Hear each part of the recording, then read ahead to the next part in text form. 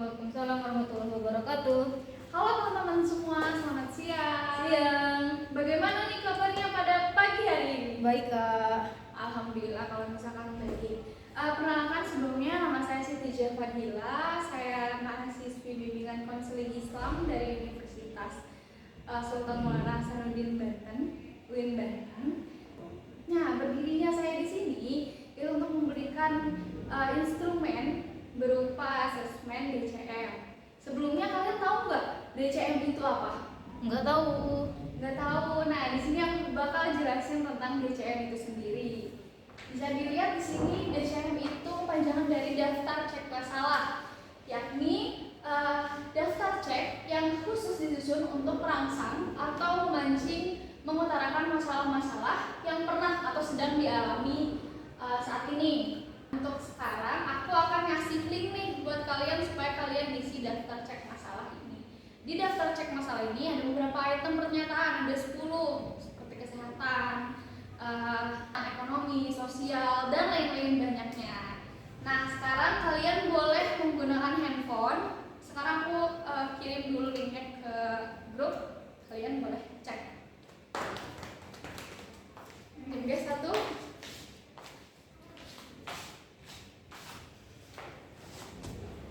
Linknya udah aku kirim di grup, kalian boleh lihat dulu. Kalian ngisi, ada beberapa tata cara atau petunjuk. Yang pertama ini, bila pertanyaan tersebut merupakan masalah bagi Anda, maka berilah tanda centang. Nanti di kolom tersebut ada kotaknya. Nanti kalau misalkan menurut kalian ini sesuai dengan perasaan kalian, kalian boleh centang si kolom tersebut. Kerjakan DCM ini dengan sejujur-jujurnya.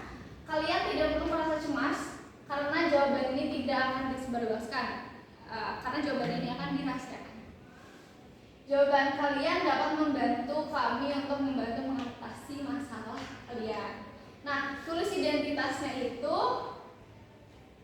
yang pertama ada nama lengkap. Nama lengkap kalian, bukan nama samaran, bukan nama akun Instagram ataupun apapun. Nama lengkap. Yang kedua ada usia. Yang ketiga kalian cantumin email. Terus next berikutnya. Nah, ini salah satu contoh item pernyataan. Itu yang pertama ada kesehatan. Kalau misalkan kalian merasa sering sakit kepala, kurang nafsu makan, merasa tidur, kalian boleh checklist. Tapi kalau misalkan kalian tidak merasa ini semua, kalian juga boleh nggak checklist. Ini tentang kesehatan. Terus ada yang kedua reaksi dan hobi. Sama semuanya. Kalau misalkan kalian ini merasa ini tuh kalian banget, kalian boleh checklist. Boleh aku kasih waktu kalian untuk ngisi ini kurang lebih 25-30 menit. Setuju? Setuju. Setuju. Sebelum kalian ngisi pertanyaan ini, pernyataan ini, kita berdoa terlebih dahulu. Berdoa dalam hati sesuai kepercayaan. Selesai. Boleh sekarang kalian isi sesuai dengan apa yang sudah aku uraikan.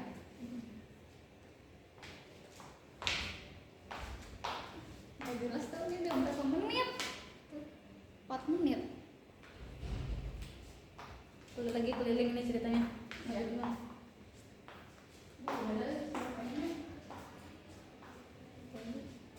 Isi aja ngapain dulu pulangnya? Alhamdulillah udah 30 menit berlalu. Kalian udah ngisi semuanya? Sudah. Alhamdulillah. Ini item pernyataan ini nantinya akan saya olah.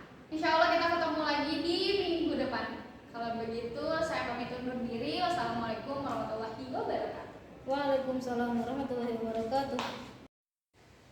Halo teman-teman semua, di sini saya akan menjelaskan bagaimana cara mengolah data DCM atau daftar cek masalah. Seperti yang bisa dilihat oleh teman-teman di sini,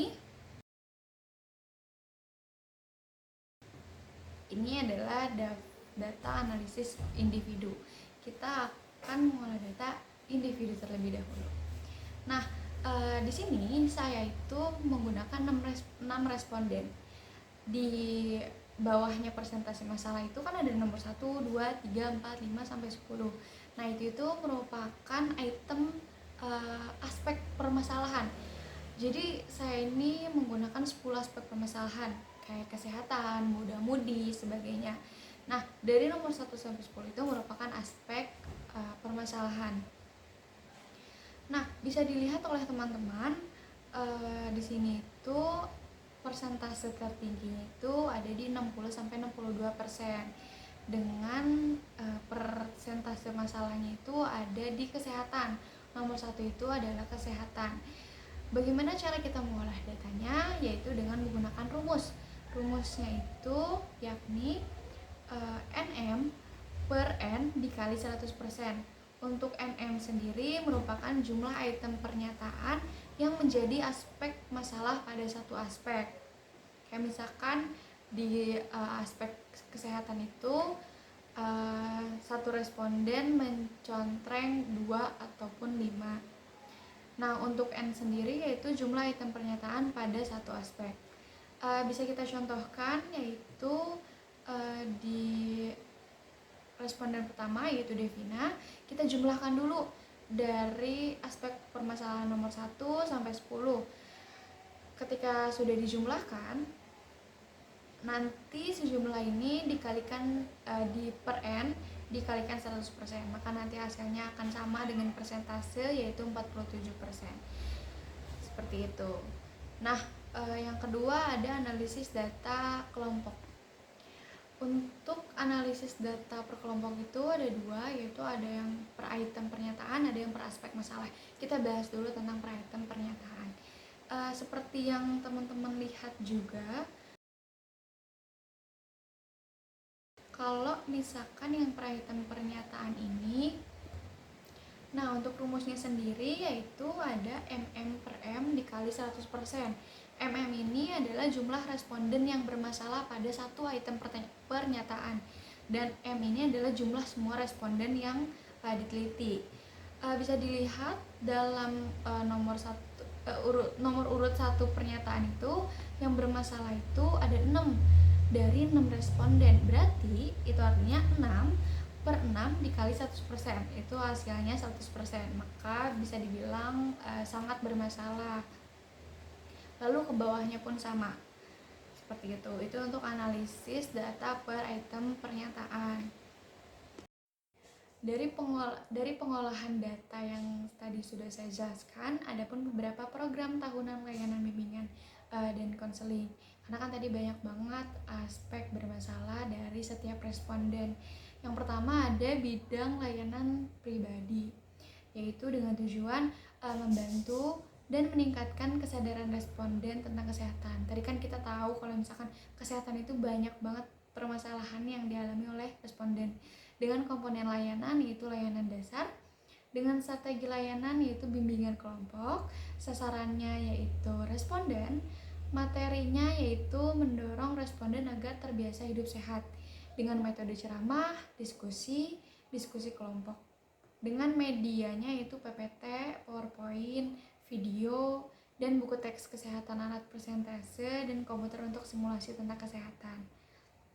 Lalu yang kedua ada meningkatkan kesadaran responden mengenai kesehatan mental dengan komponen layanan yaitu dukungan sistem, strategi layanannya itu bimbingan kelompok, bisa juga sekaligus mentoring, sasarannya itu responden, materinya yaitu pengembangan kemampuan kesehatan dengan metode diskusi, bisa juga kalau misalkan mau keluar seperti workshop, kita dapat workshop, kegiatan fisik dan penyuluhan dengan media PPT, PowerPoint atau video.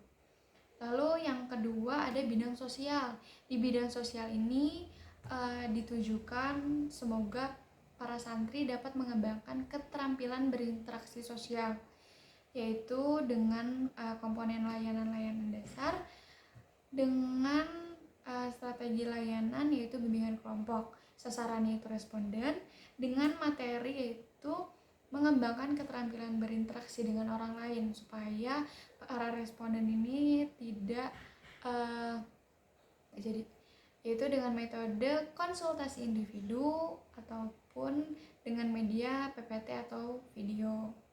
Lalu yang ketiga ada bidang layanan belajar, di mana bidang layanan belajar ini Tujuan layanan yaitu menciptakan koresponden yang disiplin, mandiri, dan mampu belajar secara efektif. Dengan komponen layanan yaitu dukungan sistem, strategi layanannya itu layanan informasi, sasarannya tentu responden, dengan materi memfokuskan para responden dalam pengelolaan waktu dan persiapan ujian. Dengan metodenya itu adalah diskusi dan tanya jawab, medianya itu adalah PPT dan video. Lalu yang terakhir ada karir. Dengan tujuan layanan membantu merancang cita-cita yang akan dipilih untuk masa depan. Dengan komponen layanan yaitu dukungan sistem, strategi layanan yaitu layanan informasi atau konseling, dengan sasarannya itu adalah responden. Materinya ini adalah pemahaman responden terhadap perencanaan karir di masa depan.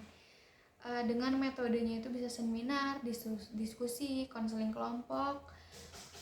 Dengan medianya itu adalah PPT, terus alat untuk seminar, perencanaan karir, dan sebagainya.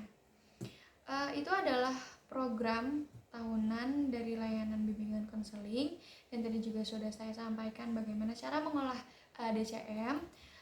Sekian dari saya. Wassalamualaikum warahmatullahi wabarakatuh.